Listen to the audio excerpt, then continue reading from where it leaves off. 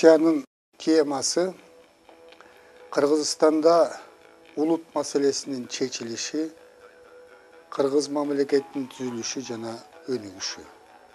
Бул лекцияда эки суроого көңүл бурабыз. Биринчиси Кыргызстандагы улут маселесин чечүү аракеттери, экинчиси Кыргызстанда улуттук мамлекеттин түзүлүшү жана өнүгүшү. Бул проблема Кыргызстан тарыхындагы өтө орчундуу маселелердин бири.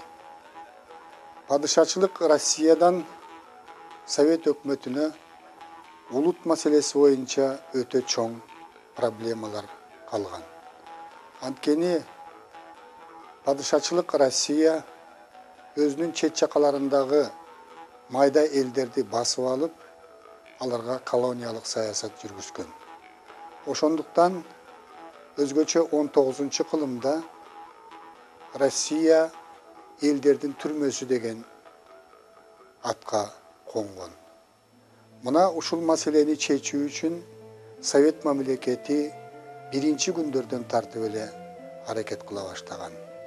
Алсак 1917 жылы 2 ноябрда Россия элдеринин укуктарынын декларациясы жарыяланган. Бул декларацияда большевиктер партиясынын улут саясатындагы эң негизги максат бул Россиядагы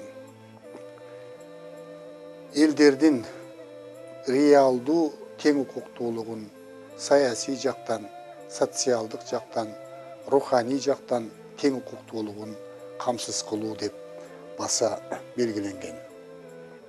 1917 жылы 22 ноябрда Совет өкмөтү Түркістандын элин өзүнө жакындатуу үчүн, бул элди Совет бийлигине тартуу үчүн, бул элдин Совет мамлекетине болгон, Совет бийлигине болгон ишеничин бекемдөө үчүн Россиянын жана чыгыштын бардык мусулман эмгекчилерине деген үндөөнү жарыялаган. Мында ушул Орто Азияда жашаган элдердин укуктарын калыбына келтирип, Россиянын борбордук бөлүгүндө жашаган элдер менен, тагыраак айтканда орус эли менен укуктарын теңдөө маселеси каралган. Бирок жергиликтүү элдин Совет бийлигине болгон ишеничи өтө эле төмөн болгон. Бул ошол мурдакы падышачылык өкмөттүн жүргүзгөн улут саясатынын кесепети эле. Бирок Совет бийлигинин алгачкы жылдарында эле ушул жергиликтүү улуттарга карата мурдагыдай эле, мурдагынын саркындысы катарында үстөмдүк кылуу саясаты жүргүзүлгөн эле. Мисалы 1917 жылы 15-22 ноябрда Түркістандагы Советтердин 3-чү съезди болуп өтөт дагы. Бул съездде Түркістанды башкаруунун негизги башкы органы, бийлик жүргүзүүчү органы Түркістан эл комиссарлар совети түзүлөт. Анын башчылыгына большевик Колесов шайланат. Ошол Түркістан эл комиссарлар советинин курамына 15 эл комиссары бекитилген болчу. Ошол 15 эл комиссардын ичинде бир дагы ушул Орто Азияда жашаган жергиликтүү улуттун өкүлдөрү болгон эмес. Ушундай өкмөттүн түзүлүшү жергиликтүү элдин нааразычылыгын туудуруп, Совет бийлигине карата ишенбестик маанайды жараткан. Мына ушул Түркістан эл комиссарлар советинин түзүлүшүнө жооп кылып, бул жердеги интеллигенция, башында Мустафа Чокоев турган Шоро-и-Ислам партиясы, тагыраак айтканда Ислам кеңеши партиясы Кокон шаарында 1917 жылы 26-29 ноябрларда мусулмандардын 4-съездин өткөрүп, анда Россиянын курамында Kokon автономиясын жарыялаган. Kokon автономиясы бұл буржуазиялық маанайдағы өзінчө демократиялық мамлекет деп есептелген. Мына Kokon автономиясында анындағы өкмөтү түзүлүп Kokon шаарында, анда жергиликтүү улуттардын өкүлдөрү, орус улутунун өкүлдөрү, Орто Азиядагы башка улуттун өкүлдөрү дагы кирген болчу. Kokon автономиясынын куралдуу күчтөрү түзүлүп, анын башына полковник Чанышев деген башкы командачы болуп дайындалган. Ошентип Түркістанда кош бийлик орногон. Биринчиси Түркістандын большевиктер партиясынын таламын талашкан Совет бийлигинин өкмөтү катарында эсептелген Түркістандын эл комиссарлар совети, экинчиси Kokon автономиясы. Мына ушул кош бийликтин ортосунда тирешүү башталат. Эмгекчи эл өзүнө жакын болгондуктан Kokon автономиясынын саясатын колдогон. 1918 жылы январь айында өткөн Советтердин Түркістандагы Советтердин кырайлык съезди бул Kokon автономиясын мыйзамсыз деп жарыялап, анын өкмөт мүчөлөрүнүн бардыгын тең камакка алуу жөнүндө чечим кылган. 1918 жылдын январь айында, тагыраак айтканда 19-22 январь айында бул өкмөттү талкуулоо жөнүндө чечим чыгып, февраль айында Кызыл аскердин бөлүктөрү Kokon шаарына басып кирген. Эки өкмөттүн куралдуу күчтөрүнүн ортосунда куралдуу катуу кагылышуу болгон. Ушул кагылышууда Kokon автономиясынын куралдуу күчтөрү кыйроого учурап, аман калгандары чет мамлекетке качкан.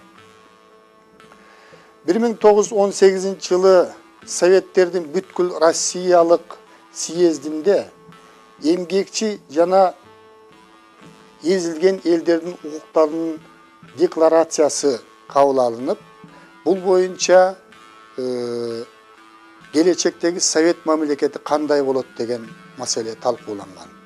Ошондо Совет мамлекетинин көп улуттуулугун, мында көптөгөн мамлекеттик биримдиктердин кошулгандыгын эске алып, бул мамлекет келечекте федерация принцибинин негизинде түзүлө тургандыгы аныкталган. 1918 жылы ушул декларациянын негизинде Түркістан АССР түзүлүп, ал Россия мамлекетинин курамына кирген. Түркістандагы улут маселесин чечиш үчүн, Түркістандагы жергиликтүү калктын кызыкчылыктарын көздөй үчүн, Совет бийлигинин алгачкы жылдарында улут маселесиндеги кемчиликтерди жоюу үчүн атайын Совет өкмөтүнүн демилгеси менен Түркістан иштери боюнча комиссия түзүлгөн. Бул кыскартылып айтканда Түрк комиссия деп аталат. Бул комиссияны жетектеген большевик Элиява болгон. Анын курамында Фрунзе биздин жердешибиз, Куйбышев, Рудзудак, Боки жана Галашокин деген адамдар болгон. Түрк комиссиянын улут маселесин чечүүдөгү ролу өтө жогору болгон. Булардын акылдуулук менен жүргүзгөн саясатынын натыйжасында жергиликтүү элдин Совет бийлигине болгон ишеничи арткан.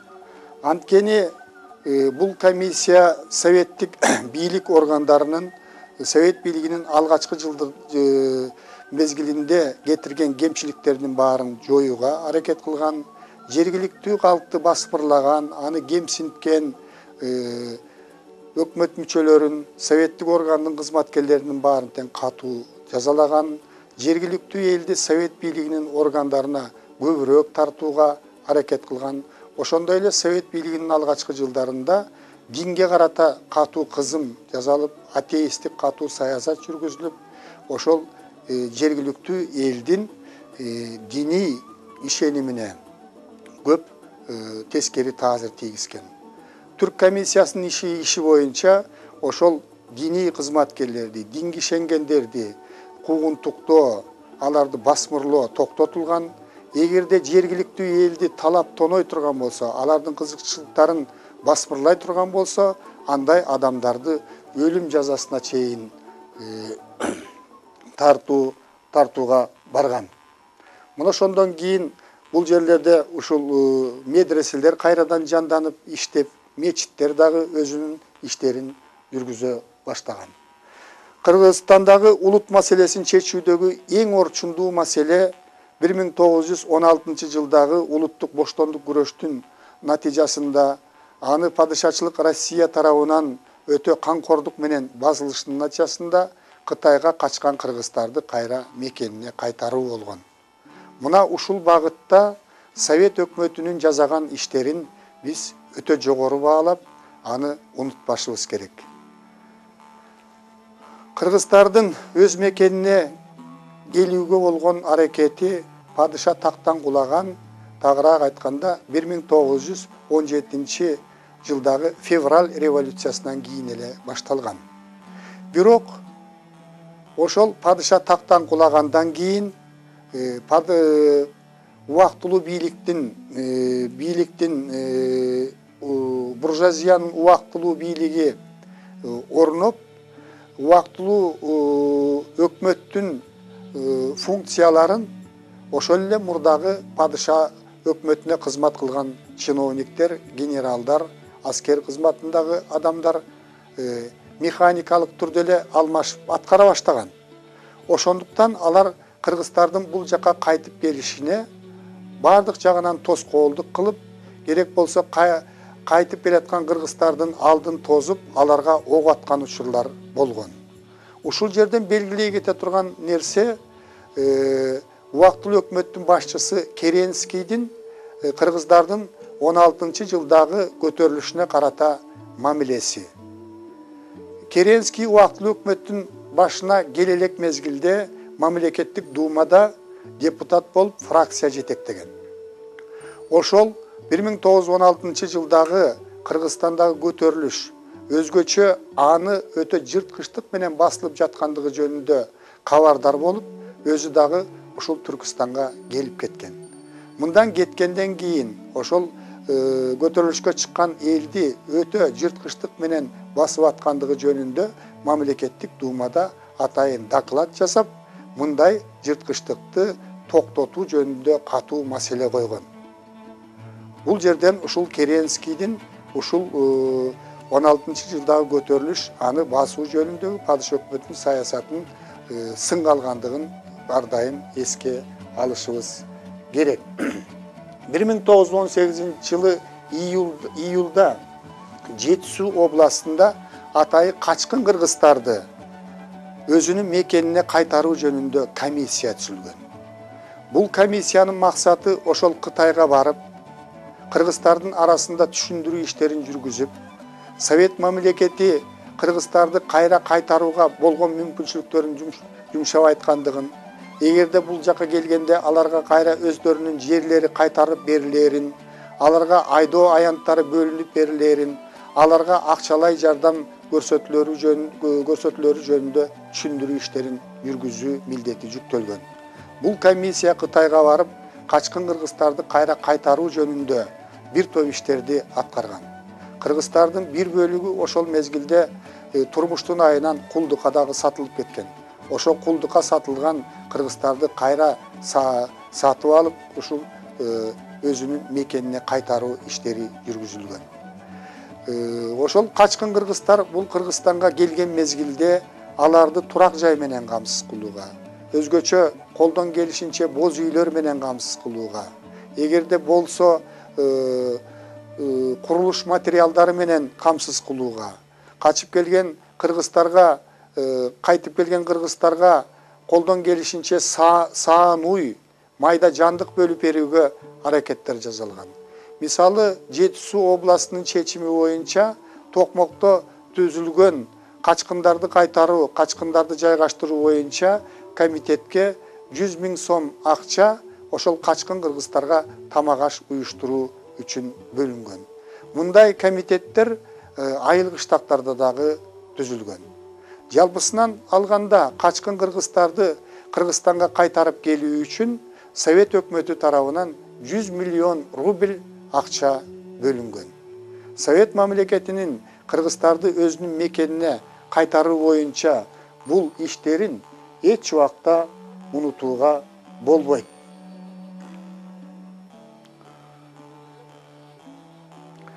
Айта кете турган нерсе, мекенине кайткан кыргыздарга ошол жерге отурукташтыруу боюнча, аларга жаңы жерлерди, айдоо жерлерди бөлүп берүү боюнча да иштер жүргүзүлгөн. Ошондуктан чөйрөнүндө, Каракол, Ысык көл ойдуңунда кайтып келген кыргыздарга 46 миң теше жер бөлүнүп берилген. Андан тышкары алардын ушул мал жан күтүш үчүн 80 миңден ашык теше жер бөлүнүп берилген. Кытайдан келген кыргыздар 5 жылга чейин эч кандай налог төлөбөсүн деп налогдон куткарылган. Мына кыргыздардын кайтып келиши менен кыргыз элинин кайра өзүнүн ата бабадан калган жерине ээ болушу менен кыргыздын алдыңкы интеллигенциясы өкүлдөрү ошол кыргыз мамлекетин түптөө кандай болсо дагы ушул кыргыз элин сактап калуу, кыргыз мамлекеттүүлүгүнүн кандайдыр бир формасына жетүү үчүн аракеттерди күчөтүшкөн. Ошолордун башында Абдыкерим Сыдыков турган. Абдыкерим Сыдыковдун аракети менен 1921 жылы Түркістан асырынын курамында Тоолу Кыргыз обласын түзүү аракети башталган. Анткени кыргыздар Түркістан асырынын 4 обласына бөлүнүп калган. Биринчиден эң негизги болуп түндүк жагы Жети Суу обласына, Талас Сырдарияга, түштүк жагы Ферганага, ал эми боореки Лейлек тарап Самарканд обласына карап калган. Кыргыздар мындай бытыранды боло берсе, ал кыргыздар өзүнүн элдүүлүгүн дагы жоготуу коркунучу болгон. Ошондуктан Абдыкерим Сыдыков ушул маселени көтөргөн мезгилде Верныйда бул маселе, Алматыда бул маселе талкууланып, Жети Суу областын, Сырдария областын Казак асырына кошуу жөнүндө маселени көтөрүшкөн. Эгерде ушундай болгондо Кыргызстандын жери 2 автономиялык мамлекетке бөлүнүп калмак. Бир тарабы Фергана менен Самарканд областында жашаган кыргыздар Түркістан асырынын курамына кирип калмак. Ал эми Жети Суу менен Сырдария областында жашаган кыргыздар Казак асырына кирип калмак. Бул өтө кооптуу окуя болгон.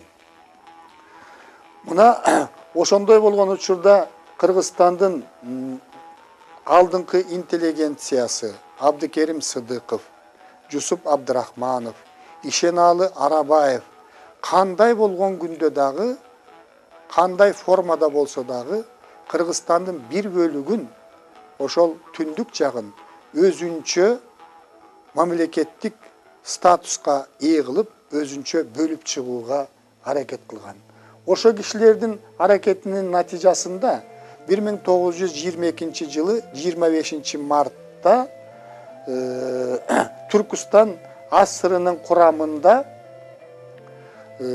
Тоолу Кыргыз обласын түзүү жөнүндө чечим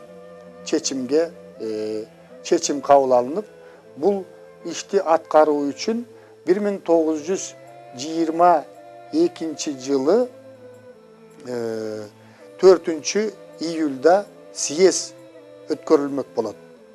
Уюштуруу съезди Бишкек шаарында өтмөк болот. Ага 425 делегат шайланган.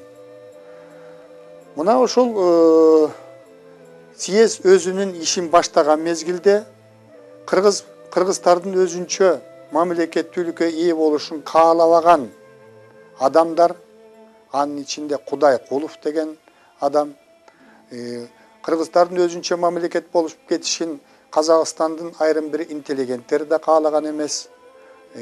Түркістандың айрым бір интеллигенциясы да каалаган эмес Кыргыздардын өзүнчө мамлекет болушун.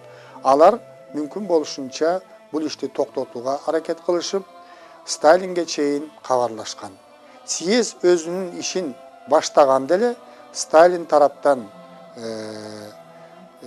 атайы буйрук келип, съездин иши таркатылсын, бул маселе каралбасын деген буйрук келген дагы съезди таркатууга аргасыз болушкан. 1922 жылы декабрь айында Большевиктер партиясынын борбордук комитети Тоолу Кыргыз областын түзүү жөнүндөгү идея бул контрреволюциялык, улутчулдук идея экен деген жыйынтыкка келип, аны уюштуруучулардын баардыгы тең куугунтукка алынган.